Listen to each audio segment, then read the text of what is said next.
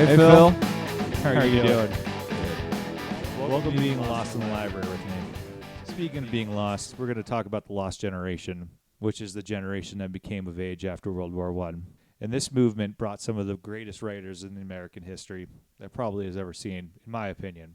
Today's subject was a writer who was well loved and respected in that generation. However, we don't really know much about him anymore. He was very prolific, writing of over 40 novels, though I will be focusing mostly on a trilogy that is simply called today USA. He was also a poet, a playwright, and a painter. He traveled the world extensively and was very vocal in the political movements of his era and saw some of the greatest tragedies of the 20th century. I will focus on his life and his story in terms of his politics specifically because you cannot extract his life at all from his politics. But it's important to note something that I think everybody will be shocked, hearing that Paul Sartre once wrote an essay where this writer, was heralded as the greatest writer of this generation. So why is it that nobody knows of John dos Passos anymore, and he's no longer a household name? Don't look at me. John Rodrigo Madison was born on January 14, 1896. He was born in a hotel room in Chicago. His mother, Lucy Addison Sprigg Madison, was originally from Cumberland, Maryland, but later moved to Petersburg, Virginia, before the Civil War. Probably for no reason moving over there, as Virginia definitely had no correlation or anything to do with the Confederacy. I'm not entirely sure of her background, but it can be assumed that she probably had some kind of status in life because in 1872, she does marry Ryland Randolph Madison, who was a fourth-generation nephew of President James Madison. Whoa. Royalty. American royalty for sure. It doesn't seem like it was a happy relationship, as one source I found said that Ryland was a philanderer, and many sources say he was pretty much an unemployed alcoholic. They hardly ever lived together and soon divorced the following year after they got married. She moved to her house in Washington, D.C. to work for her father's surveying company, which is not much. There's not a lot of surveying as what they used to do back in the day. And trust me, the surveying companies these days are just fucking guessing. I've seen a few of them. But that being said, that's where it is believed she met the protagonist's father. His father was John Randolph dos Passos, otherwise known as the Commodore.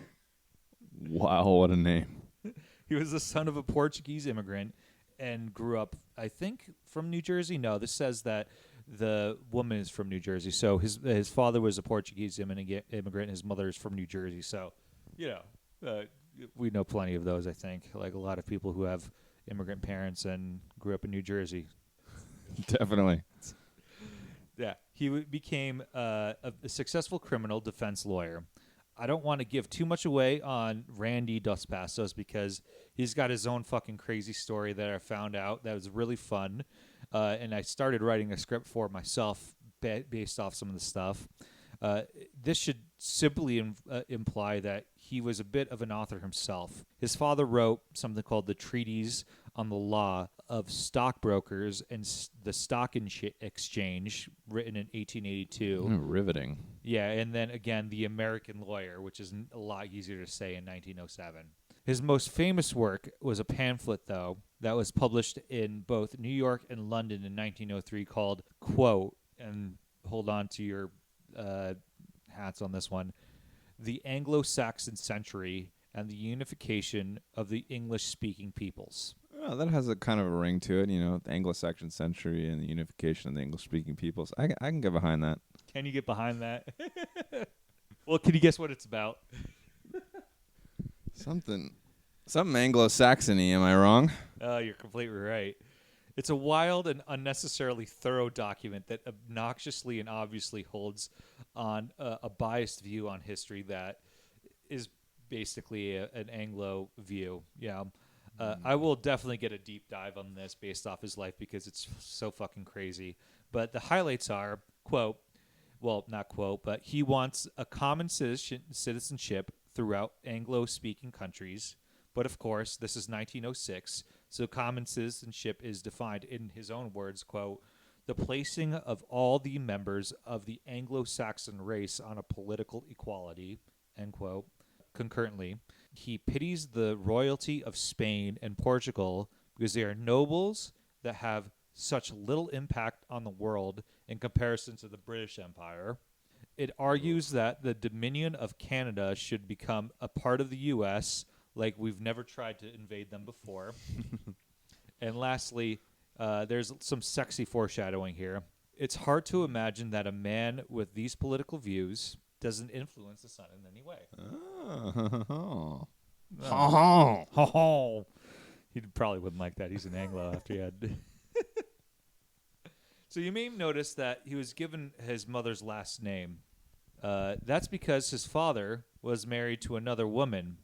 Oh, my God. Yeah, that is probably a problem. He was married to a socialite, his father, Dos Passos, and by the very definition of the socialite that I'm talking about, you cannot be anything other than very wealthy. But again, more to come about that in a different episode about him. Can't wait. John Madison, as he is known now in this story at the present day, had an upbringing that would be best described as a hotel childhood, quote unquote. That's not just because he was born in a hotel room and almost certainly ruined some of the cleaning lady's day when that would happen, but also because basically as soon as he was born, his mother left the U.S. and moved to Europe. He lived in Brussels, Paris, London, just to name a handful of spots, and his first language was actually French. He would actually write to his parents in French and would later be bullied in American schools because he spoke English with a French accent. Huh. His mother was diagnosed pretty early on in his life with Bright's disease when he was around 3 or 4. John was also a sickly person himself and suffered all his life with bouts of rheumatic fever, which is an inflammatory disease of the heart and joints. I had to look that one up. His father, who visited him about 3 to 4 times a year, when he did visit him, it wasn't kept a secret that he was his father. So, he knew that his father was married to somebody else, probably pretty early on. So, what do you do to a decently well-off kid now of school age whose father is never around and a mother who's pretty sick? Well, that's right. You put him in a boarding school. Mm-hmm. That's what I would do. Would you do that? I would. There you go. He first attends the Sidwell Friends School in Washington, D.C. at the age of 5. Oh, that's a little early, though. That's pretty early. 5? I don't know. Well, when's an appropriate age to detach a kid from his parents entirely and force him into a social political society that is the wealthy and yeah, I mean those schools are fucked. Yeah, I mean this kid sounds like he had a heck of an upbringing, so maybe it wasn't a minute too soon, Well, he attends this boarding school, and this is British as fuck. It's called the Petersburg Lodge in Hampstead, England, and finishes his grade school education at, I think it's called Choate School in Connecticut later. This is where he experiences a lot of his bullying, because of course he did. He's in a fucking boarding school in Connecticut. During the summers, he would actually visit his father in one of his enormous estates, and this one was specifically his Virginia landholdings. His father's wife eventually does die pretty early on March 10, 1910, and his father then marries his actual mother in August that same year. Way. 5 or 6 months later or something. Whoa. It's a true love story. So, he probably didn't have any parent issues at all. Right. In 1911, he passes the Harvard entrance exams and around the age of 15 or 16, and then sails to Europe with a private tutor. The same year, he begins to take his father's last name and is heretofore known as John Rodrigo dos Passos. One of his biographers states that the following year, 1912, is when his father stopped refusing to acknowledge him as his son, which is nice if you think about it very loosely. He takes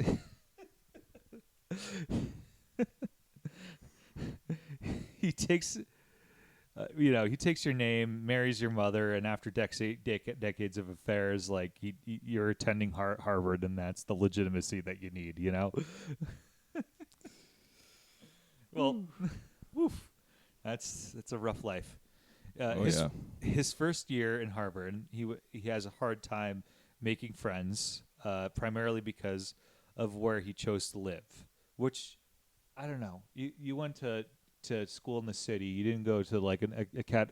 You didn't have to pick this, but like, did you have to deal with like where somebody lived was actually an issue? Where like, I don't know what. I mean, everyone was.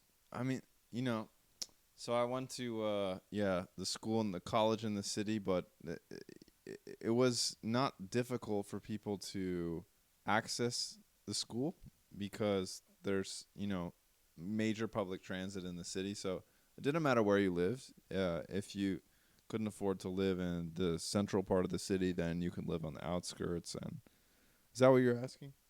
Yeah, I guess like I didn't experience this either, but like specifically it was more like because this guy lived in a certain location. I guess it has to be like a fucking Ivy League thing, but like because he lived there, he was just an outcast right off the bat. Oh, okay.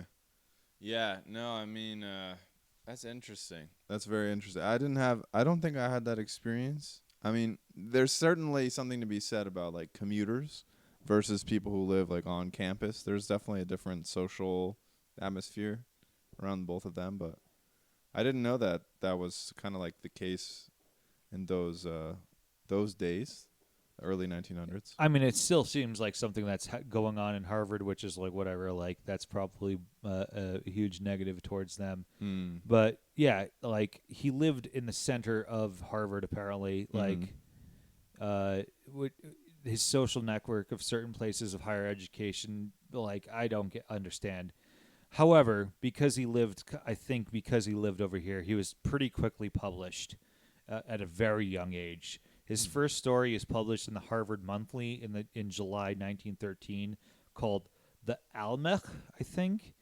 And now I am quoting Charles W. Bernardin's article on the New England Quarterly. Quote: "The Almech is a well-written tale about two Americans in Cairo who pursue a beautiful Arabian girl, only to discover, to their great disgust, that she is nothing but a vulgar danseuse de ventre."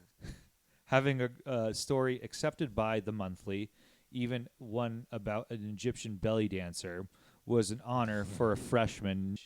Egyptian belly dancer, folks. That's what he meant. That's what that means. Ooh, girl, I'm a belly dancer. Dos Passos becomes a huge literary nerd and makes critical comments in his diaries on books pretty early on in his college career.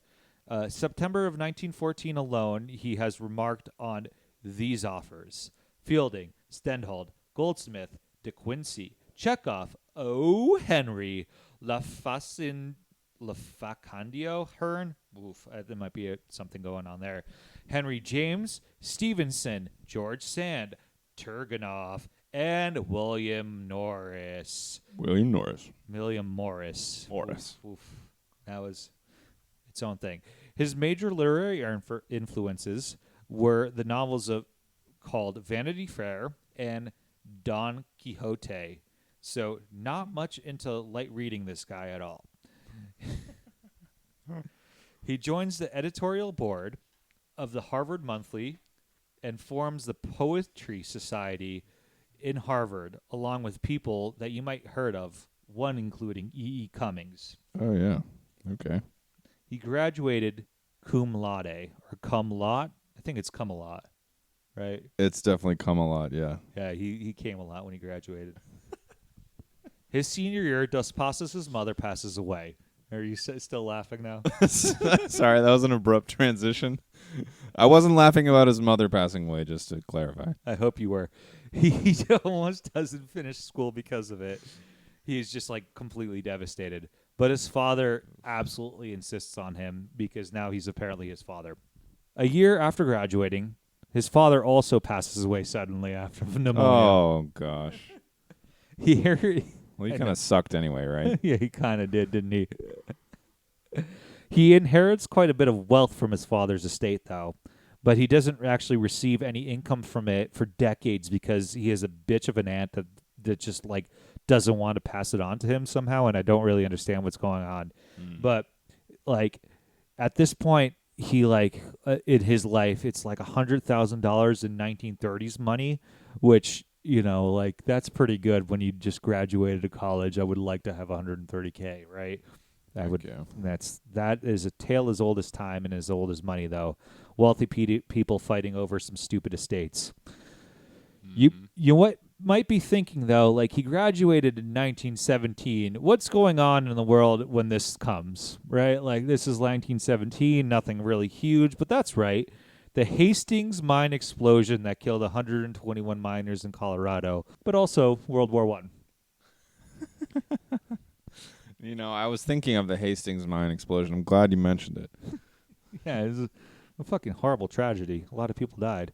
Dos Passos is against American involvement, surprisingly, or not surprisingly, because a lot of fucking people were, and even attends rallies for American isolationism and is almost arrested in a raid in Greenwich Village, because at this point now in the story he's living in New York City. He is against money going to warring nations, and he's against J.P. Morgan who wants to simply protect his investments. Because, like, LOL, fuck that. J.P. Morgan is going guns blazing, and by we, I mean the young men that are drafted, particularly poor white men at this point, because even if anybody who was not white wanted to go fight, well, America was America-ing the shit out of this war, and anybody who really wanted to fight that wasn't white wasn't really allowed. And, again, this is the influence of Woodrow Wilson, who was a horrible racist, and I think this behooves an audience that Woodrow Wilson was a racist, and this was a rant that needed to happen. I'm going to continue. There was a strong anti-war movement in this country at the time. This is really exemplified in the second book of the trilogy that we will shortly discuss. Mostly, the anti-war movement was popular on the left side of politics, as these were the poorer people. I don't know if this sounds familiar, but if you were anti-war at this time, you were considered a German sympathizer and therefore anti-American, proving that there's nothing that strokes patriotism in this country more like a good old-fashioned war. The pro-German rationale was, of course, because World War I eventually devolved in Germany, fighting the rest of Europe, but also because it's hard to understand how many Germans there actually were in the U.S. at this time. The German was the second most spoken language in the U.S. for a really fucking long time. I did not know that, Phil. Really? No. If you've ever gone to the Midwest, you need to understand that German is probably it's arguably I think it actually is, when it comes down to European ethnicity, German is number one by far. Wow. In the U.S. So before the U.S. joined World War I, there were plenty of Americans that wanted Germany to win. Mm-hmm. France and Britain weren't the close allies they are perceived to right now. Oh, okay. Dos Passos eventually concludes that he must help the people going over there, so he takes lessons on automobile maintenance, driving automobiles, fixing them up, and takes medical technique training and volunteers for the ambulance unit, all comprised of Harvard graduates, which serves under the Red Cross. During this time, the town he is stationed is frequently bombarded. He probably saw some shit, and the kind of shit you definitely change as a person. He states at this point in his life that, quote, "Every day I live, I become more red," end quote. His career in the Red Cross ends pretty quickly. He was one to question decisions and be a bit rowdy occasionally, and because of this, he's accused of disloyalty, which was an accusation that was being tossed around like it was a football at a drunk beach party full of drunk college kids at the time. So they dismiss him and he sails home. Shortly afterwards, he enlists in the U.S. Army Medical Corps and sails back to fucking Europe. Wow, what a boss. He's like, I'm not taking no for an answer, baby. I'm John. Dos Passos motherfucking Junior. That's right. Well, after the war ends, he stays in Europe. He writes a memoir called One Man's Initiation, 1917, which was published in 1920 with Dos Passos contributing the publication cost. It sold 63 copies in total in the first 6 months. Woohoo! Big fucking seller. During his time in Europe, he's constantly traveling, and this is going to be a theme for the rest of his life. It's fucking confusing, honestly, at times.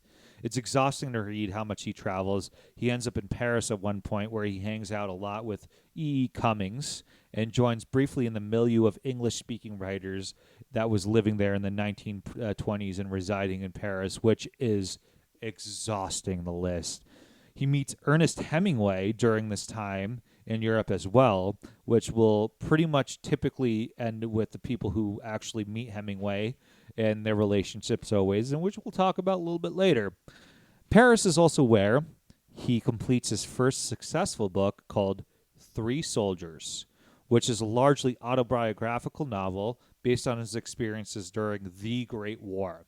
He moves back to New Bedford, Massachusetts with E. Cummings, where E. is basically from, and after 14 other publishers rejects Three Soldiers, it is finally accepted for publishing. Three Soldiers was a success, and the publishers and publishing ended up having many books in short succession, like three in a 6-month period, which... Sorry. He had 3 different publishings in a 6-month period with the same publisher that originally did that one. A side note, Wow. he's also a painter at this time. Wow. That's big. Okay, so his life is really is taking a turn for the better here, it sounds like. John Dos Passos moves back to the U.S. and is constantly traveling even within the United States and increasingly is being radicalized by the left due to the events that are occurring in this country. He participated in communist events specifically, but never became a card-carrying member, period. 2 events in particular really pushed him towards leftist politics, though. Mm-hmm. The first is when he travels to Boston to interview Niccolo Sacco and Bartolomeo Vanzetti. This is a famous duo who were put on trial within U.S. history because Sacco and Vanzetti were both accused and convicted of the murder of a security guard in a robbery that had gone very, very wrong. They are both sentenced to death, even though somebody else confessed to the crime. Whoa. The trial was absolutely a complete kangaroo court.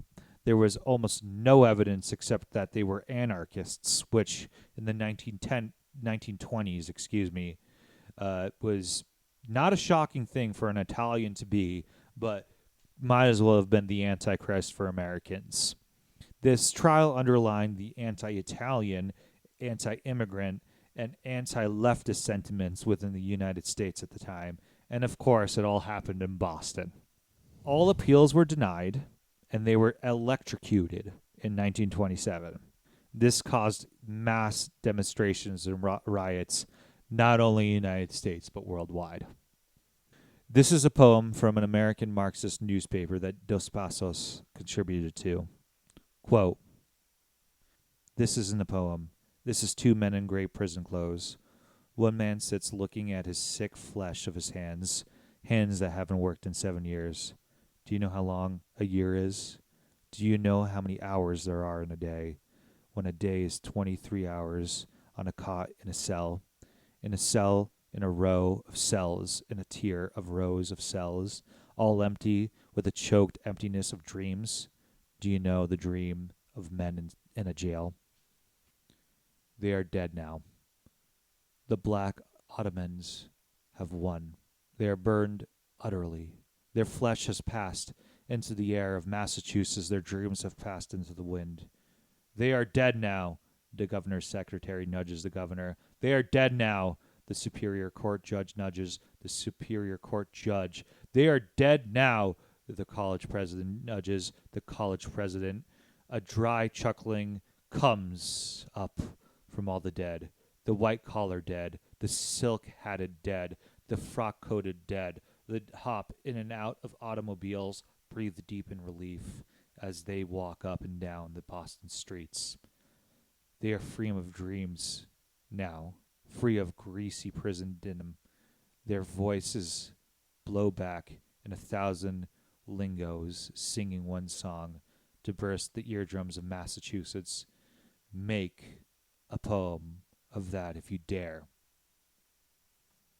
And that was published by the New Masses in 1927. So, is that about Sacco and Vanzetti? Yeah. Okay. That was a powerful poem there. Yeah. So he didn't actually write a lot of poems at all. But it's important to note that it was communist paper that he wrote that one for. So yeah. Moving on. The second event is that really radicalized Dos Passos is that he traveled to the Soviet Union to study socialism. Can you understand why that radicalized him? Oh yeah. Wow. All right. Stalin's grip on the Soviet Union was just beginning, and this is a quote by Stanley Corkin from the magazine Criticism. The title of this article is quote, John Dos Passos and the American Left, Recovering the Dialectic of History, end quote. And this really enshrines a light on how big the event was for Stalin's Russia.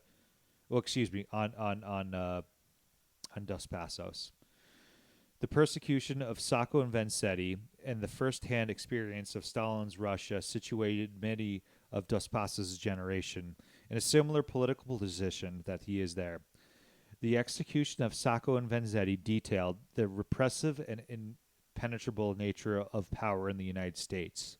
The first-hand experience of the Soviet Union, while providing a glimpse of the liberating impact of Marxist revolution, primarily revealed a society tormented by totalitarianism.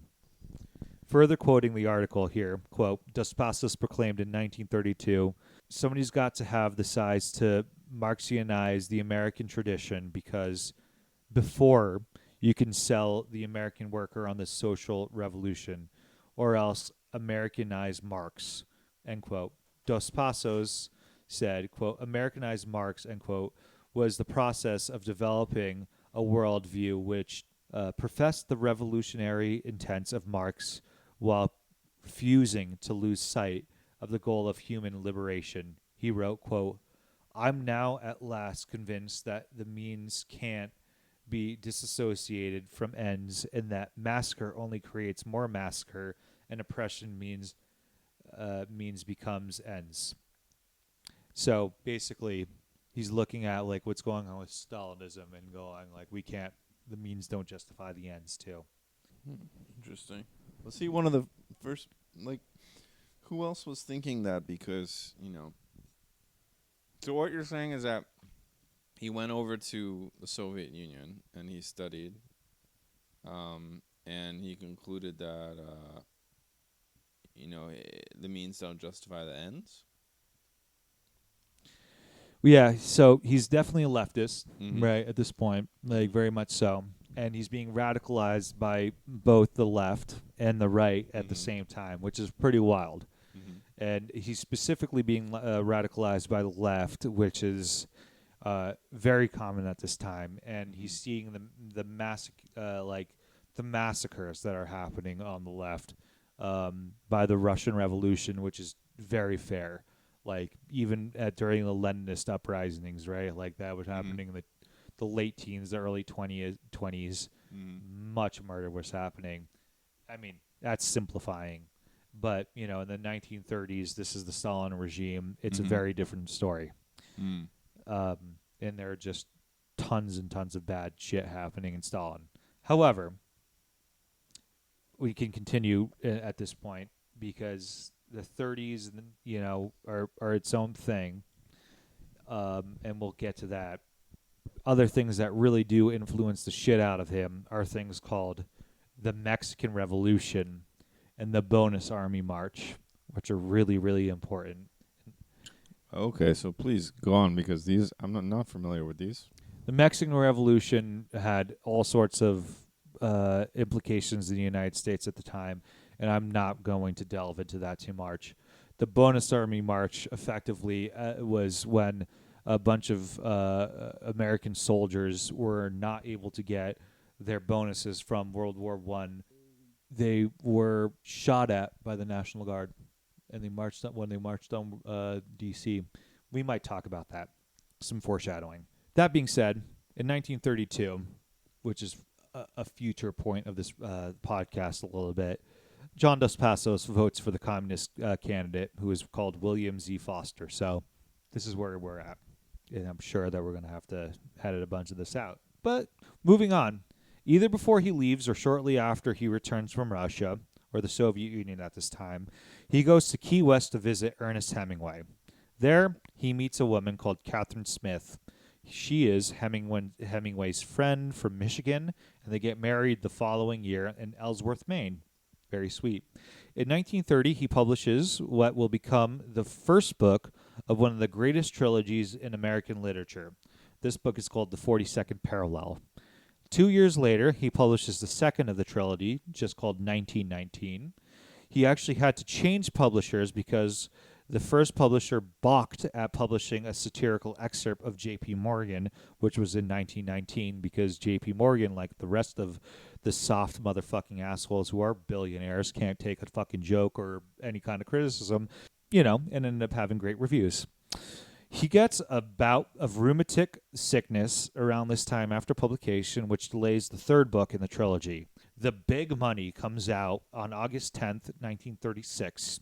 He gets his cover on Time magazine at that point. Wow. My boy. Yeah, right?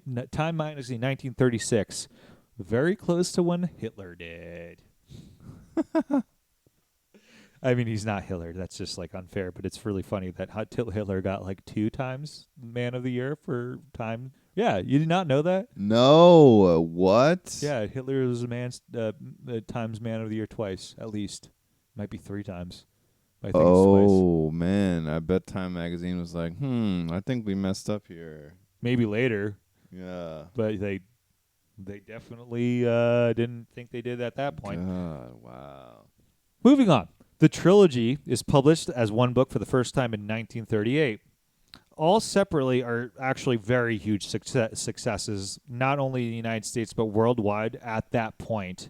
Mm-hmm. But sales began to drop internationally toward the end of the 30s because, again, those socialist themes and it did not really go well with the rise of fascism, because people don't really understand that fascism and socialism mix kind of like, I don't know, right? Oil and water. Oil and water, right? That's a better... Well, no, I mean, that's, you're talking chemistry here. Yeah, I'm not a chemist. The USA trilogy, in my own words, and I'm going to just briefly go through it, follows the lives of a dozen characters, roughly. Depending on how they are brought up and depending on the circumstances they're at the time, they each react to the world in their own local events in their own way. For instance, my favorite character, named Mac, spends some of his time traveling as a hobo and ends up as a wobbly, and even eventually makes it down to help the Mexican Revolution. This shouldn't give him much away, as he's only in the first book, The 42nd Parallel. And the 42nd Parallel is actually technically like where Chicago is, where he isn't even born. But the locations he travels are Wilmington, Delaware, Washington, D.C., New York City, British Columbia, Nevada, Colorado, Veracruz, and all those are basically not in the 42nd Parallel at all. This book leads up to America's involvement in World War I, and 1919, subsequently, is the second book, is set during the couple of years the United States is involved in the First Great War, and ends very little of it within 1919. Actually, very little is actually taken in that place in that.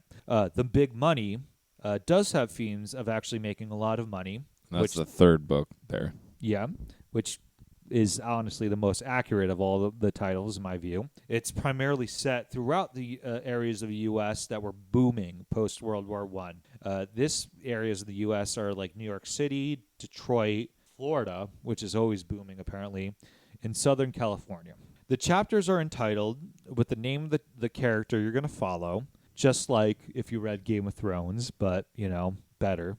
And the characters are all connected to one another in some way or another, though many of the characters never meet. For example, the reason why I don't feel bad about talking about Mac is that his main connection to the other characters is this slippery-ass dude named G.H. Barrow that works for one of the main other characters named J. Ward Morehouse, which all of these 1910s and 1920s and 1930 names, dude. And Dude, tell me about it. J.W.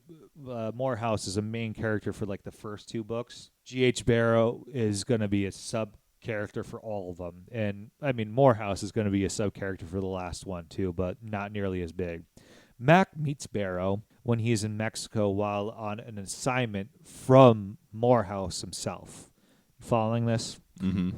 The characters are far more connected in the latter two books, the first two, and with the third being the most direct interaction, G.H. Barrow and Morehouse.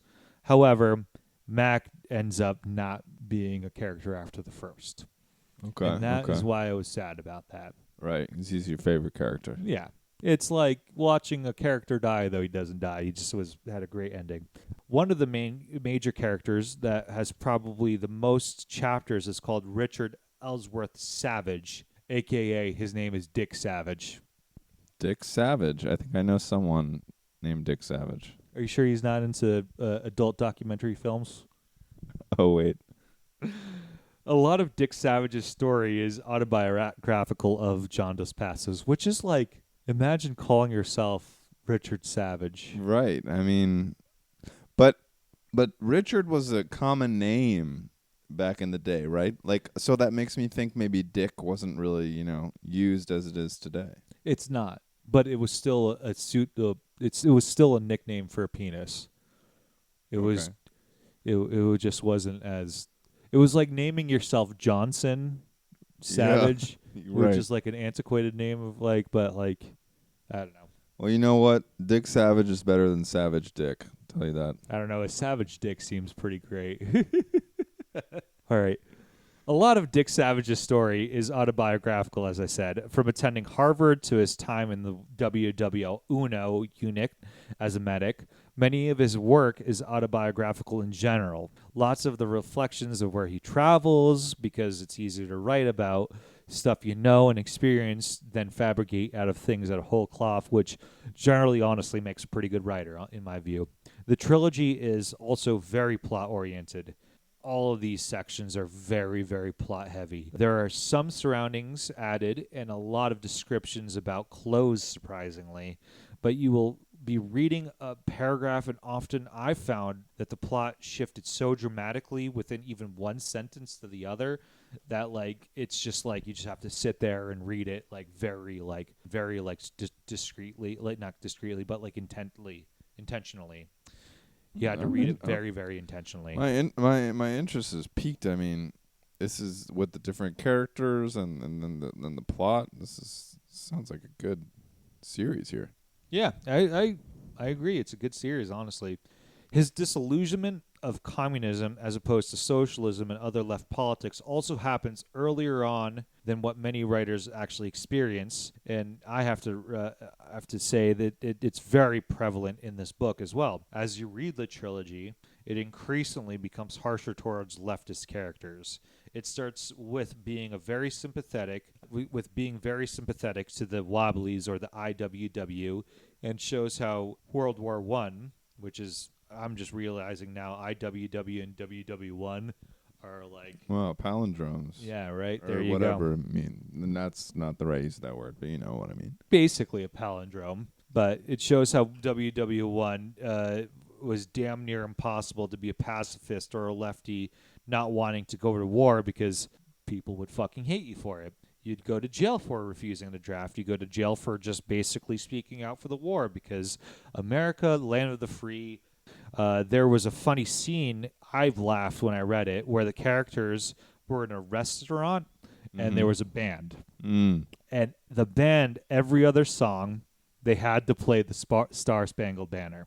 And because it's the Star Spangled Banner, every single time they played it, every character had to stand up and salute. That is funny scene. Finally, one random character was like, fuck this. This is stupid and exhausting. I don't want to do this. I'm trying to eat dinner. And a fight breaks out.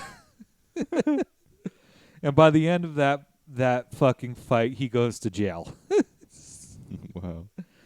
So by the end of the third book, speaking of the ends, the leftists in the books are like basically all unbending communists that like have only a one-track mind, and diehard radicals full of infighting. Everybody's extremely poor except for a couple of the people who are in charge, which honestly at that point was very true about the communists, and always really happy to take money from the rich capitalist donors who were just trying to start some shit. The structure of this book is also very experimental, the trilogy specifically, not, one of these books, with segments entitled, quote, newsreels that have headlines and news clips from newspapers of that day. The Chicago Tribune being the one most prevalently focused on in the first book, and the New York World, which is not a newspaper anymore, in the second two books, as well as many song lyrics. And those are just random ports of it. This also being the 30s, you best fucking believe that there's a stream of consciousness point. It's called the camera eye, which are snippets of everyday life in the U.S. And as somebody who loves stream of consciousness, this one was pretty tough to get through. I didn't really get it. I fucking love stream of consciousness writing, and it's one of the distractions I had of the book, but that's personal. There's a total of 51 camera eyes and 68, which is just shy of the nicest number, newsreels, and they don't really get much else grounding in the books, in my opinion, but whatever. The newsreels are pretty interesting. The last, what I would call section of these books are biographies of contemporaries written like bulleted, you know what I mean? Oh, okay. These include famous people like Woodrow Wilson, Joe Hill, the Unknown Soldier, Henry Ford, William Jennings Bryan, J.P. Morgan, as well as numerous famous dancers, artists, writers, singers, and politicians. It's not an exhaustive list, but it's actually very fun to read how he portrays these writers as somebody who's from that area. That's what you said. That's the ending of the trilogy. No, it's just like mixed in it. So it's like, how I was saying there was those like segments. Yeah. He also had these segments of biographies of these people, and Oh. it's like almost like it's bulleted is the way I would put it. Oh, wow. They don't have like bullets at the end of it, but it's just like, yeah. Huh. So, like, you have this mix of storytelling that's just all very plot-based, to these fragmented newsreels, to stream of consciousness, to biographies of people that you're talking about that are just giving the highlights. Like, Joe Hill is a singer that... do you know anything about Joe Hill? I do not. He wrote Pie in the Sky. You know what that means? He wrote the lyrics, Pie in the Sky. Okay. So, like... You know what a pie in the sky is, right? We'll have the pie in the sky when all else is. Yeah. Yeah. It's like being idealistic, right? Like or. Yeah, and Joe Hill's story is really fucked up. He was I mean, 1930s like, or 1920s maybe. He was portrayed as this I think he was Swedish or Norwegian. God damn, I'm going to get his shit from this, but he was from Scandinavia and like came to the United States, worked his absolute ass off as a laborer in many different places, and then became a singer. Basically, the predecessor of Woody Guthrie. Wow. And like basically around the same time as that, and then was murdered by the state Wow. Yeah, the state killed him. Wow. Okay. Yeah, he was just like a political organizer from songs. So he writes about that. Wow. Okay. And Wow. like, dude, it's kind of crazy how much they just completely fucking murdered the socialist left movement in the 1920s in this country. I mean, that's what I'm finding out. One thing expressed in the Big Money, so last book, that shouldn't be surprised. It really shouldn't have surprised me as much as it did. Was how much people drank during Prohibition, and even how easy it was to get alcohol. It may have been when it was published that people were like, "Oh yeah, World War I ending meant like no booze as there was at the time," but like this is pretty obvious. This isn't so obvious now to people who think about like Prohibition. It's never explicitly stated as an event, like in regards to like, oh yeah, Prohibition happened and there was no alcohol. No, it was plentiful. Speakeasies are still a fucking thing today, and I live in a place and ski at a resort called Smuggler's Notch, which is all about bootleggers, and that's how they got famous. So, history of America, breaking laws and taking names. Also, he shows racism in an oddly harsh way. He would just throw a racial or homophobic slur kind of like out of the blue, which needs to be noted. But it's the 1920s, and I'm not giving excuses for it. It fucking happens all the time when you read American literature. It's not going to say that racial slurs is not my place. I'm never going to say that, but I think it is something that people shouldn't shy away from when reading literature, as it reflects the time and the people when it goes and when they're writing. It shows the racist undertones, and it shows and exposes how people were in place and time. I can't really tell you if Dos Passos felt any particular way about one race or another. I actually don't think he did, but people wrote a specific way at a specific time, and it's something you need to know. Oh, and no matter what you side on, rich, poor, whatever, the way that they treated women is completely abysmal. Throughout the 1930s is when his politics began to shift. As I mentioned above, it seemed like it was definitely reflected in his writing. It didn't seem, it definitely was.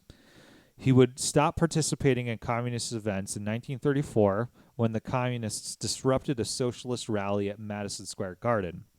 This convinced him that they were no more concerned with achieving power than they were of real social reform. The 1930s is the start of his shift from the left to the right. Another major world event that isn't taught in the United States, but it certainly was a huge influential thing to him, was the Spanish Civil War, because it was widely influential to everybody at the time. It's like something that truly is a failure of American history that we don't teach it. Do you know anything about the Spanish Civil War? I'm guessing that it wasn't in Spain.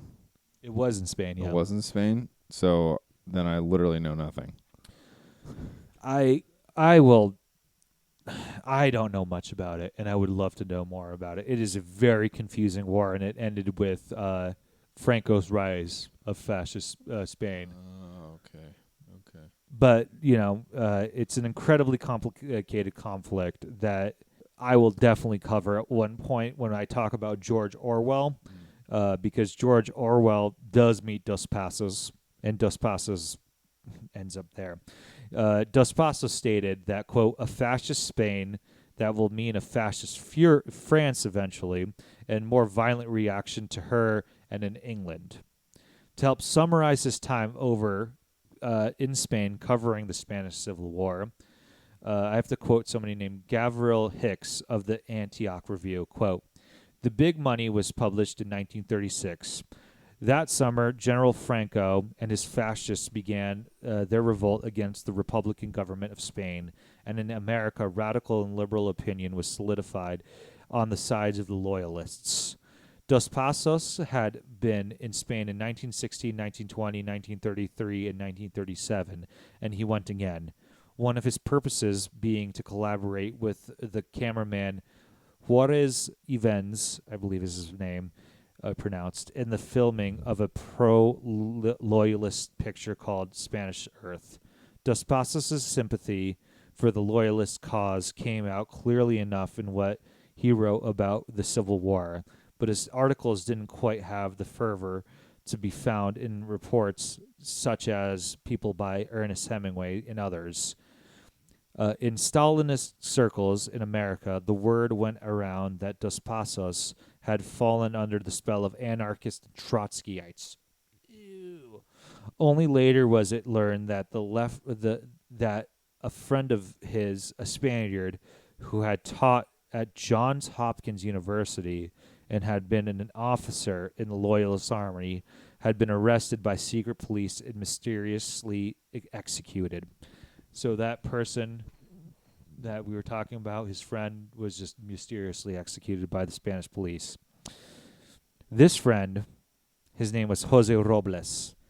This death was due to him allegedly spying on the communists, who were heavily influenced by Stalin at the time.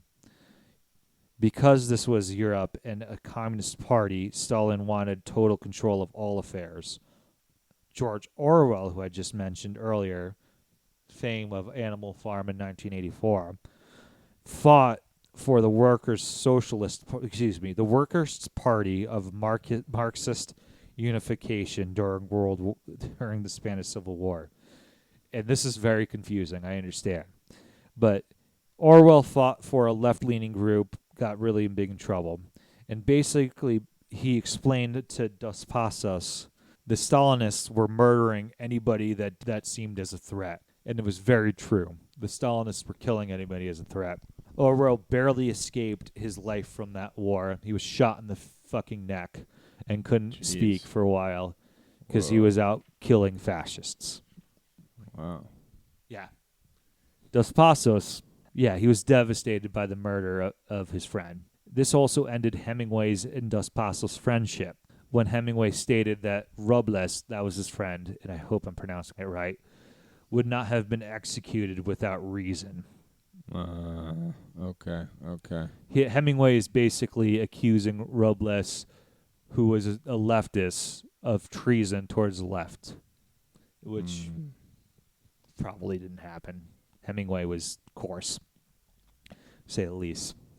He also accused Dos Passos of cowardice for not bringing food at a hotel once when they were stranded there. But I'm sure there's a bigger story there. I just didn't look into it. Basically, they were there was fighting, and he somehow got up to a hotel, and he accused him of cowardice for not bringing food up there.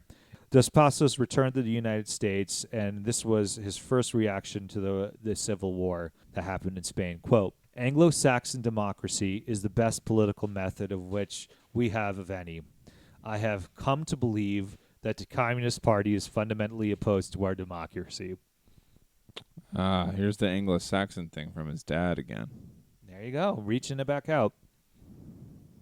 I mean, I don't blame him for looking at how the communists reacted to the Spanish Civil War and going ooh, that's bad.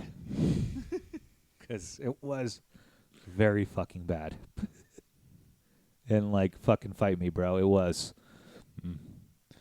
Not you. The person who's going to eventually hear this in 10 years and try to fight me. In 1937, when I'm a fucking 40-year-old man at that point, come on, I'll take you, motherfucker. But you don't want to fight this guy, trust me. Yeah. Trust me, guys. In 1937, Dos Passos still was a member of what is now in history called the Dewey Commission. This is another complicated bit of historical chicanery, but boiling it down to basically what it was a Western-focused left-wing circle jerk that looked at Leo Trotsky's show trial in Russia at the time, the Soviet Union, but Russia, and determined to themselves mostly that it was indeed farcical. They were just proving that to themselves because it didn't fucking mean anything to Stalin. This meant absolutely nothing in the short, middle, and long run of the Soviet Union, which is proof that virtue signaling is in fact in the United States DNA. Moving on. He keeps writing so much between these war periods. It's very fucking confusing. There's too many books to go through, too many stories, too many plays, too much poetry, too much, well, not poetry, but paintings. So I'm going to just like skip towards World War II. But before there, turn to something that is important in historical fact. He fucking hated FDR's New Deal, which is so confusing to me. He opposed all of FDR's decisions for the most part, which is very ironic, like, and very petty in my view. He decided that he could serve his country best by writing on what was happening during World War II and all the decisions that somehow, I don't know, was going wrong. That was basically what he was doing. It wasn't uncommon for famous authors, though, at this time to travel to World War II and write on the events. He goes to the Pacific and witnesses the preliminary bombardment of Iwo Jima. He also enters Manila and interviews General Douglas MacArthur, and also visited Australia, where he survives a freak accident where a wingtip of a low-flying plane hits him in the head, and apparently it isn't too serious either, but it's kind of funny to think that John Dos Passos just got fucking chrome-domed. You know, in like a very literal sense. That was a good one, Phil. All right, so what's not funny though is he somehow gets into Germany, and he enters it after VE Day, Victory of Europe Day, and attends the Nuremberg trials. Wow, this guy is everywhere, man. He's traveling everywhere. It's like, dude, and the entire time he's traveling. Like, it's like, this is exhausting. it's so it was exhausting trying to find where the fuck he was. Whew. What he saw in Europe absolutely depresses him immensely into like it just something that Europe is in complete shambles. It's completely destroyed in most places except for like west of the Vichy line in Paris somehow. But even London, like places like are just fucking totaled. Like, and where he is in Germany, I mean, kind of rightly so, in my view, totaled. You don't fucking invade all of Europe and expect not to get some backlash. But many of these places, when he was a kid, he saw them in their glory. Something Oh, man. Right? Oh, I see. Okay. So, like, we will never understand that. Like, Right. There's just these beautiful cities of old are all just destroyed for war. hundreds and hundreds of years of generational, like, beautiful architecture that will never come. Which is like, I don't know, I've been to Warsaw and saw the old city after it was basically resurrected from the dead, like, you know, when I was a kid and like when I was an adult.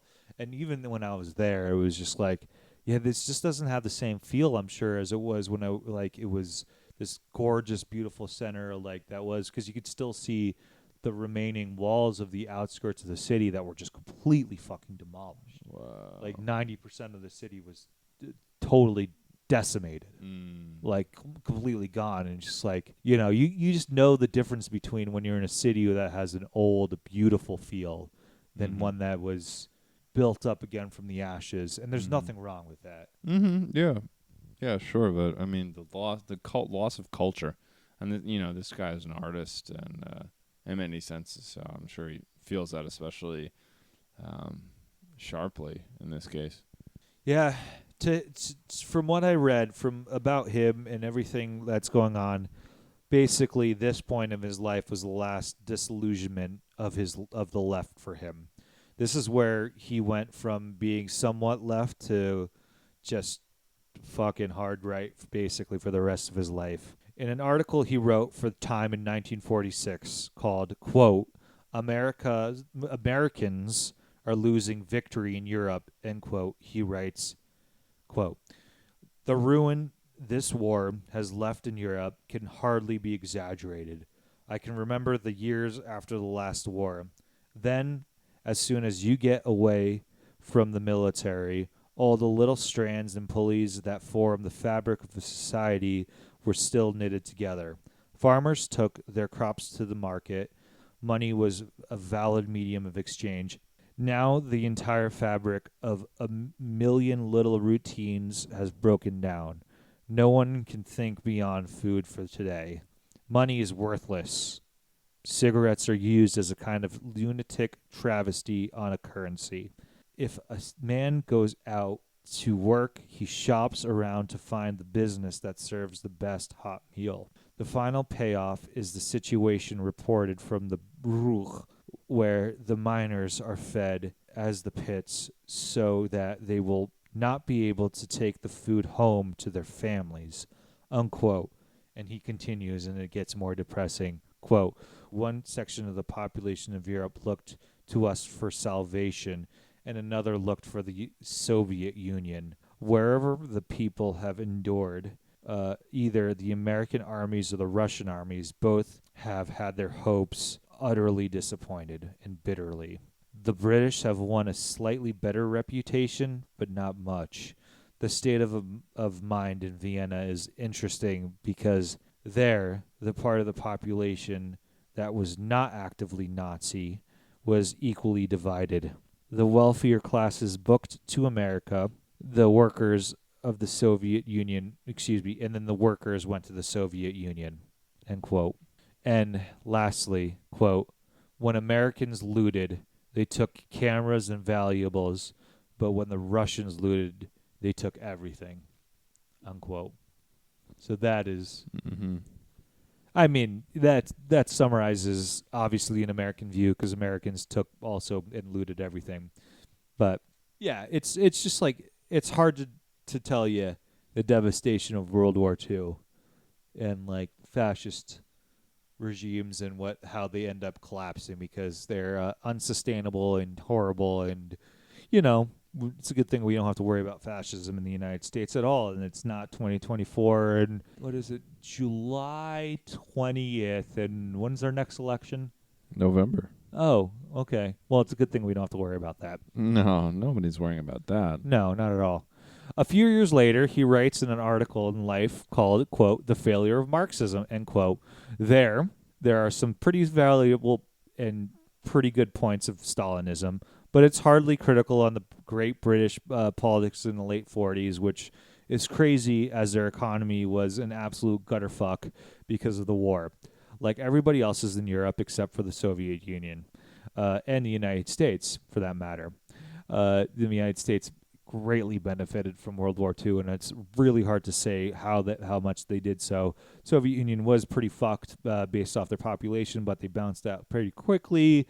And basically, there's never been a greater empire than the American empire ever to exist because of World War II. Ever. Let's be real.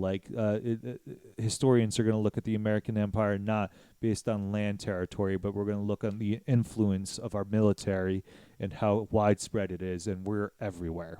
It's never going to be ever, I don't know, it's really hard to contemplate. It's, as an American, the sentence that I laughed at in this quote was, quote, socialism has acted as a brake instead of a stimulus to enterprise, end quote. Which, if you ever know socialism in the United States, it's the stimulus, never the brake. In 1947, the year before writing The Failure of Marxism, which was what I just quoted, as he was driving, unfortunately tragedy happened. He collides with a parked truck. So a truck is parked and he collides into it. He lost the vision of his right eye. Oh, no. And sadly, his wife is killed in the crash. Oh, my gosh. Yeah, I should have probably started with that.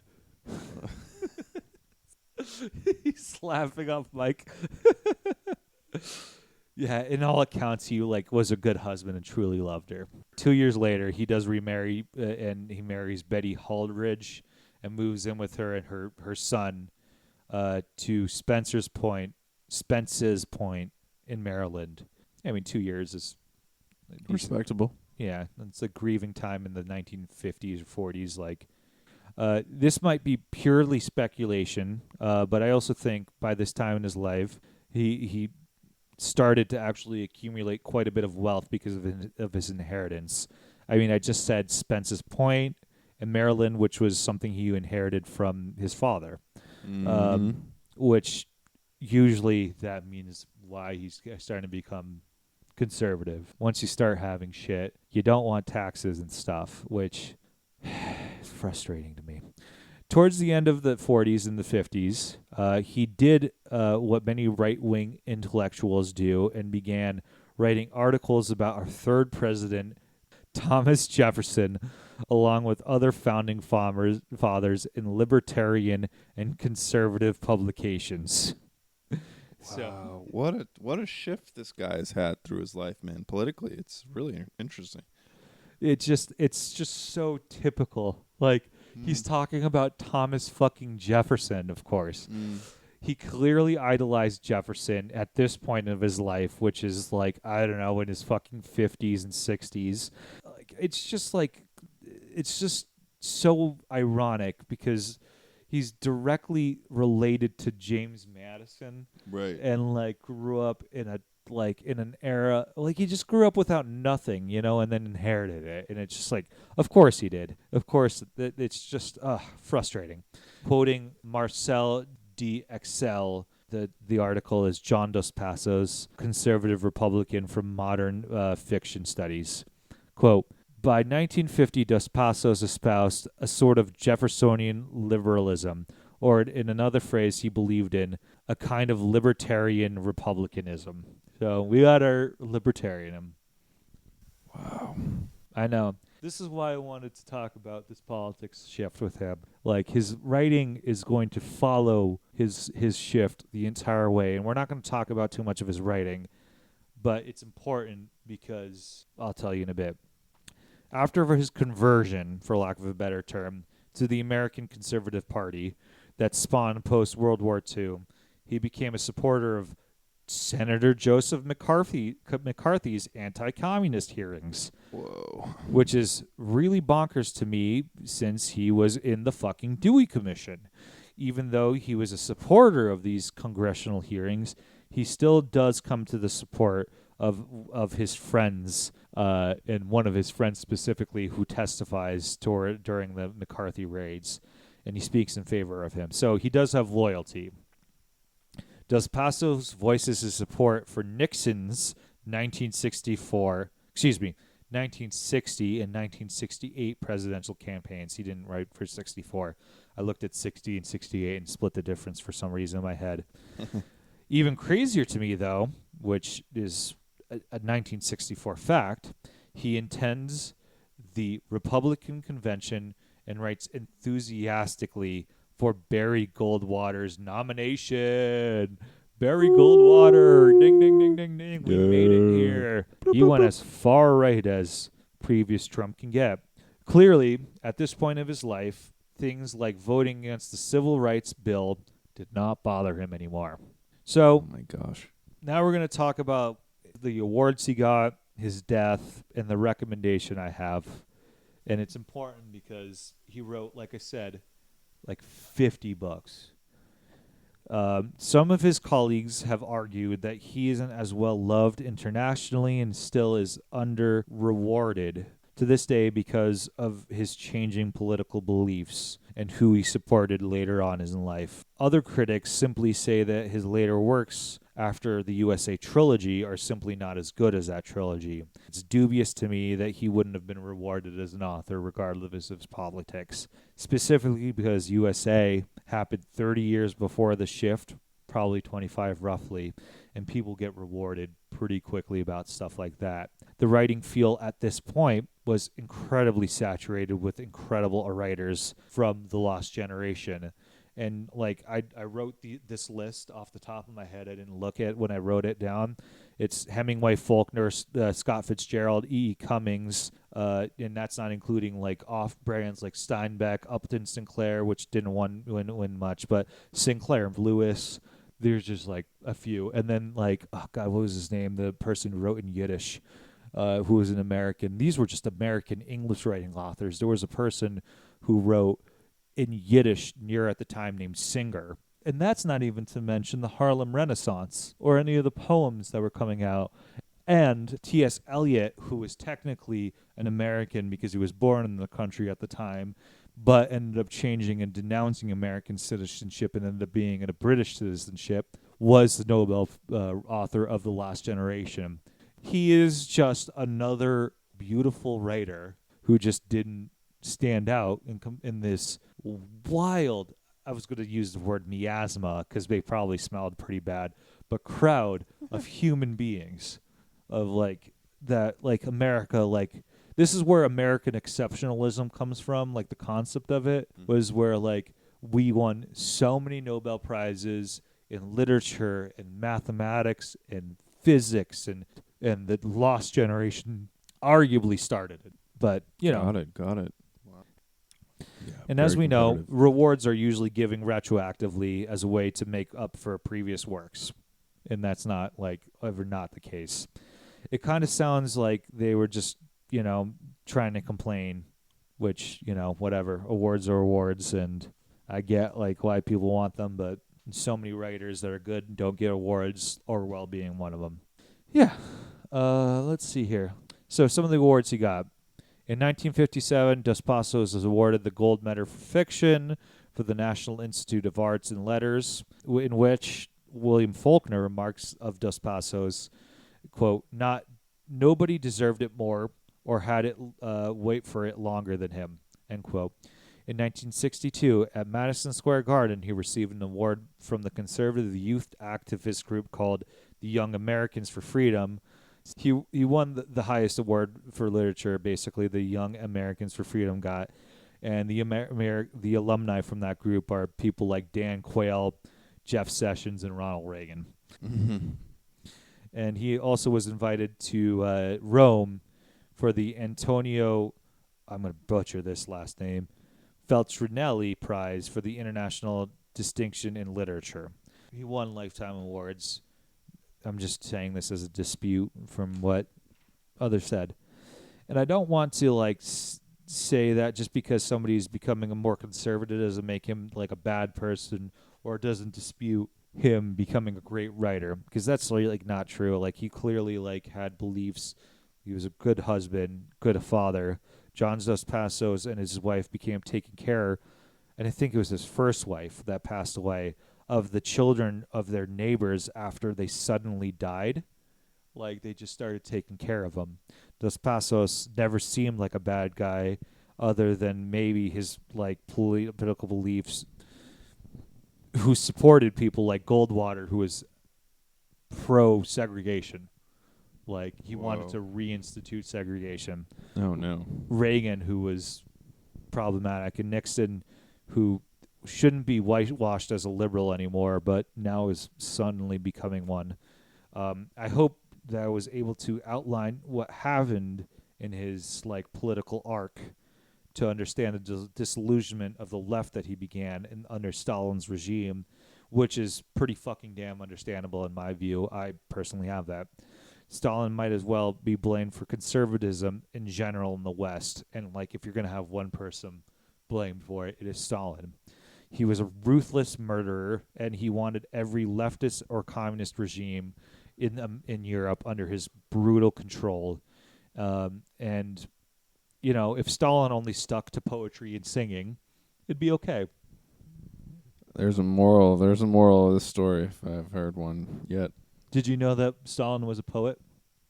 No, wait, was he also a singer? Yeah, he was like, he had a beautiful voice. Get out, dude. Do you have any Stalin records? We can look it up later, yeah.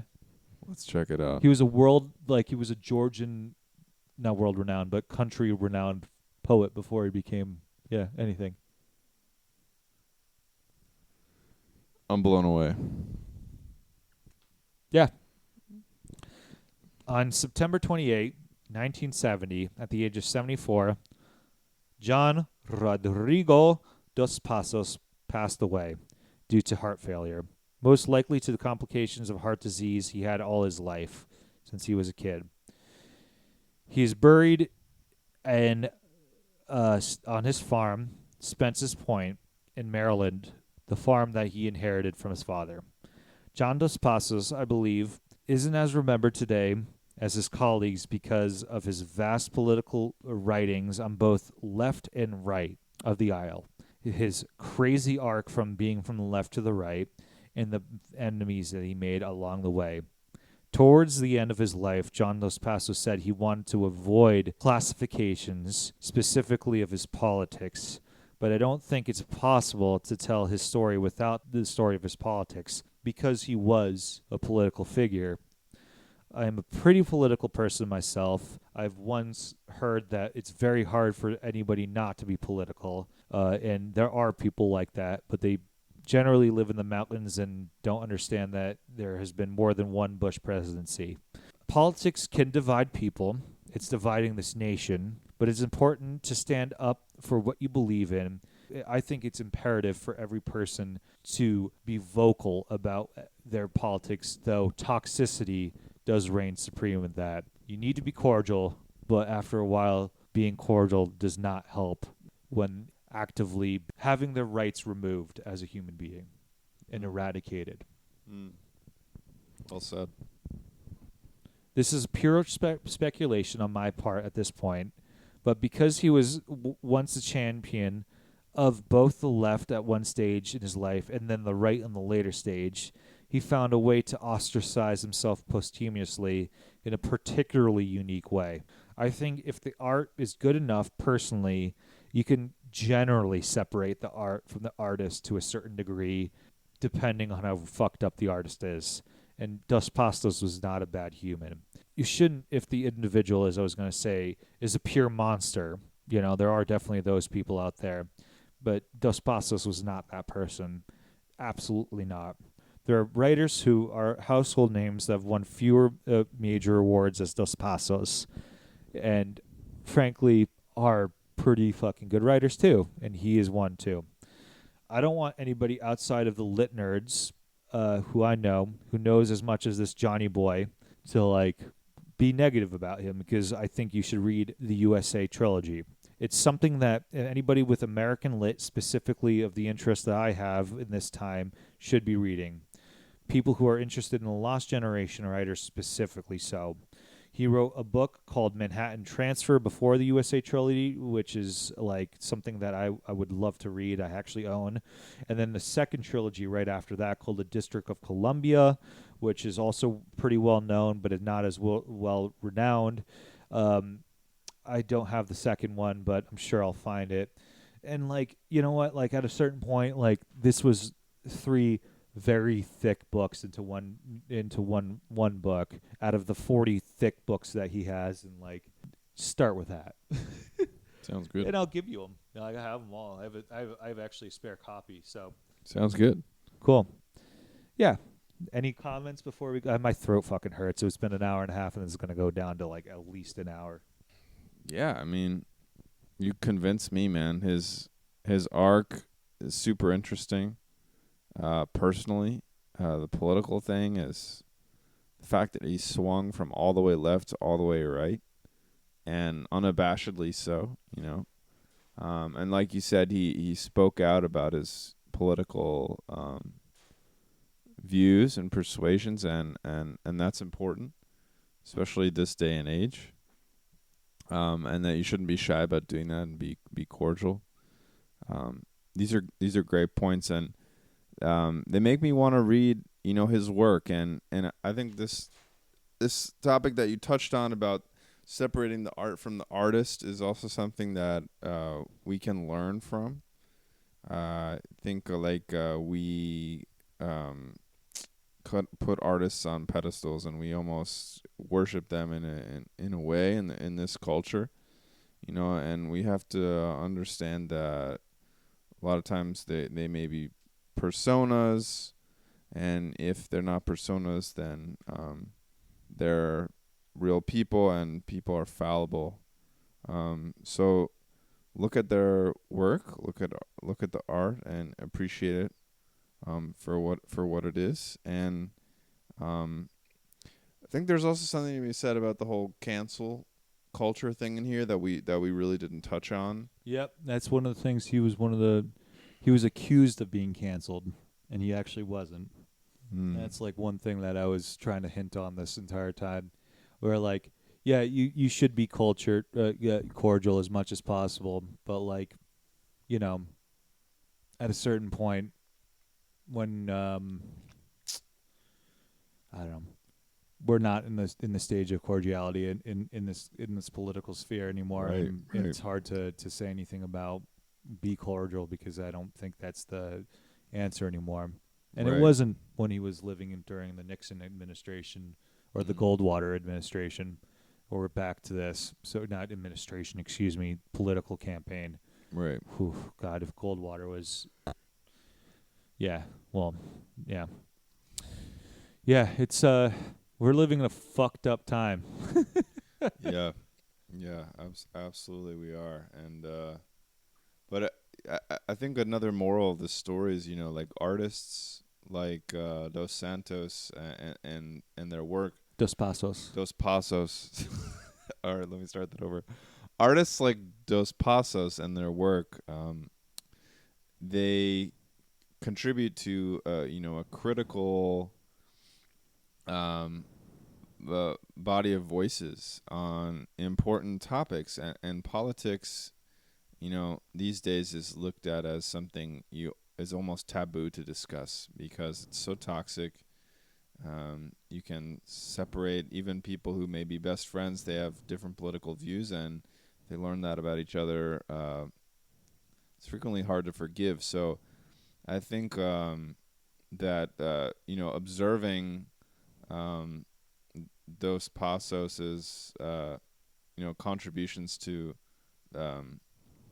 this this body of critical voices, as I explained before, is, it should be appreciated.